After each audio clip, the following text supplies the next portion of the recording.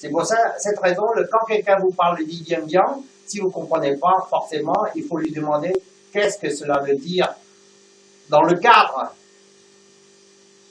dont il parle. Dans le cadre, il parle. Je donne un exemple. Au point de vue espace.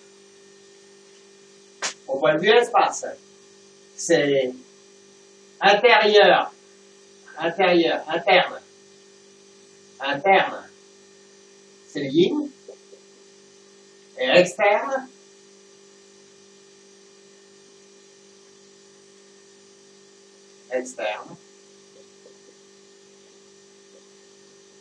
c'est le yang. Donc, ici, interne, c'est le yin, externe, c'est le yang. Donc, on peut dire, interne, c'est l'os, c'est yin, et le muscle est yang. Parce que ça, interne, externe.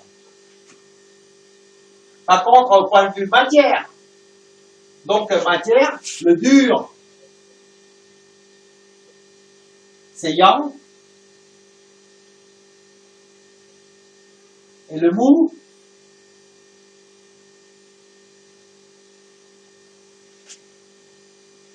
quelque chose de mou, et yin. Donc ici, on peut dire l'os est yang, et le muscle est yin. Donc, vous voyez, dans les deux cas, si vous prenez que l'os est yang, le muscle est yin, vous n'allez pas comprendre. Hein? Il faut demander à l'interlocuteur qu'est-ce qu'il veut dire. Il dit l'os est yang. Ça veut dire, il veut dire par là, l'os est dur. Ou le muscle est yin, il veut dire par là, le muscle est mou. Par contre, dans ce cas-là, s'il dit l'os est yin, le muscle est yang, c'est interne-externe. Donc, deux sens complètement vice-versa. Hein? C'est pour ça, ne vous inquiétez pas, quand vous lisez les livres japonais, au point de vue yin-yang, il est complètement inversé avec les livres chinois.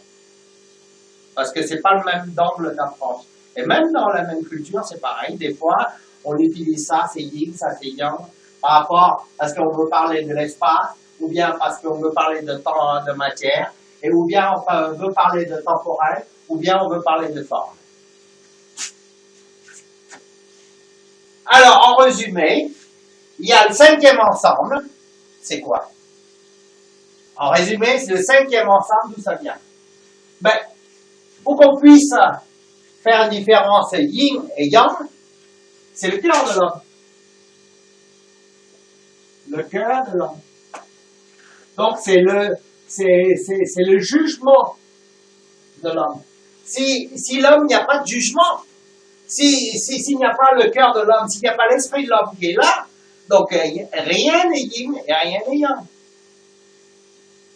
Il n'y a pas de futur, il n'y a pas aujourd'hui, il n'y a pas demain, il n'y a pas interne, il n'y a pas externe. Tout ça, c'est notre capacité de voir. Appréhension des choses. Appréhension des choses, de discernement des choses. Voilà. Le discernement des choses. C'est pour ça qu'il y a le yin-yang, c'est par rapport au cœur de l'homme. Sans le cœur de l'homme, mais il n'y a pas de yin-yang. Voilà. Alors, oui, parce que moi, je vous partage, j'aurais le plaisir de vous partager ce cours-là, parce qu'il n'y en a pas beaucoup qui expliquent clairement le yin-yang. Alors, il y en a beaucoup qui pensent que, pourquoi on dit que ça c'est yin et maintenant on dit ça c'est yang. Donc, il y a une certaine illogique là-dedans. Voilà. Alors, maintenant je continue avec le chapitre suivant. C'est dans le Yiking, la pleine polarité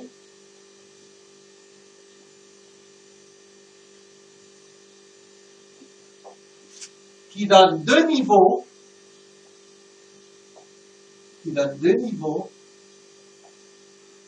Ces deux niveaux-là un niveau, c'est le yang, on fait par un trait plein. Un autre niveau yin, on tire par un trait creux. Ça, c'est dans le Yi.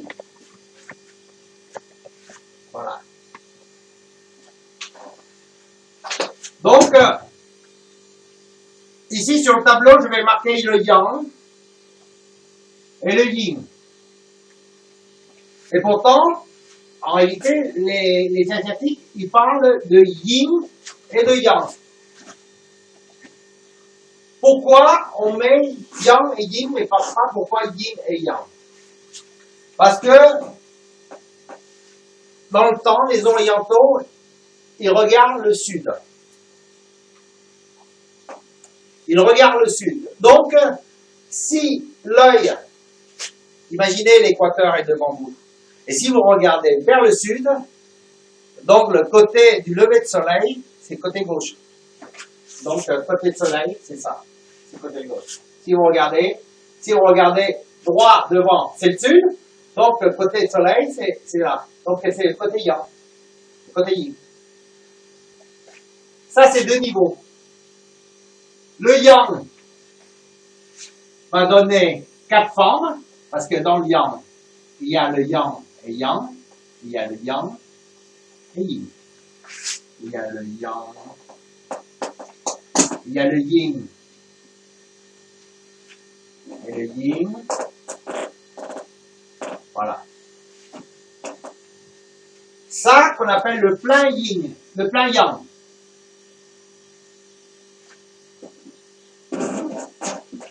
Et ici, on appelle le plein yin. Il y a des livres qui veulent dire vieux. Il y a des livres qui marquent vieux yin, vieux yang. Donc ici, dans un certain livre, on marque les shao yin, c'est-à-dire le manque yang.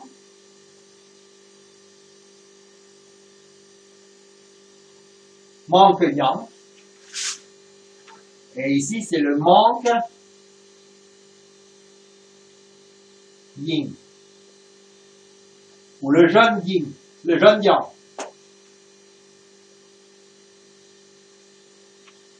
Le jeune yang. Le jeune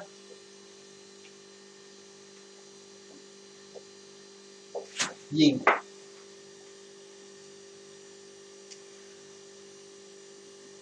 Alors, je précise, ça c'est le vieux yang, le plein yang. C'est-à-dire, il a le niveau yang maximum. Ça c'est le manque yang. C'est-à-dire, il est yang, mais il n'est pas tout à fait yang. Ça c'est le manque yin, il est yin, mais il n'est pas tout à fait yin. Et ça c'est le plein yin, c'est-à-dire le niveau du yin est au maximum.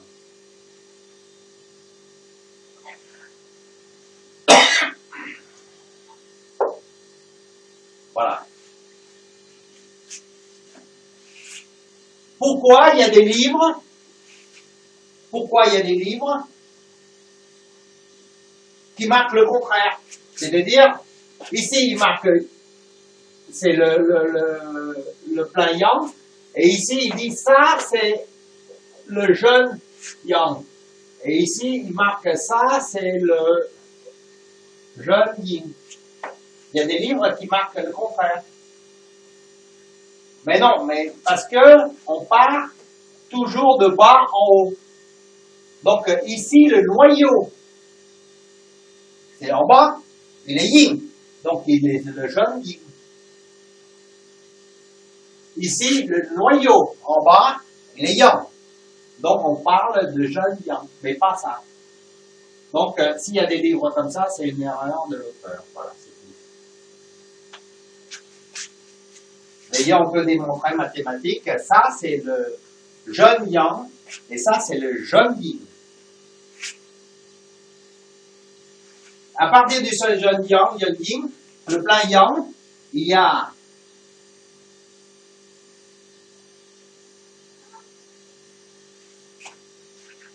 8 portes.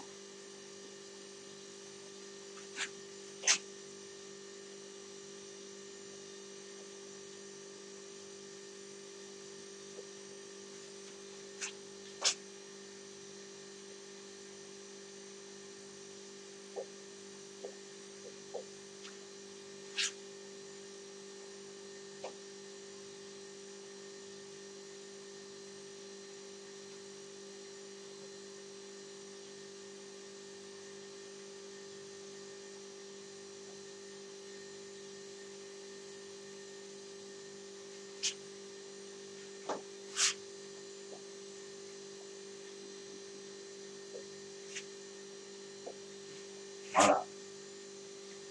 Alors, les 8 portes, on va numéroter arbitrairement le 1, le 2, le 3, le 4, le 5, le 6, le 7 et le 8 portes. Le nom en vietnamien, c'est Kien, Doi, Li, Chong, Phone, Kham,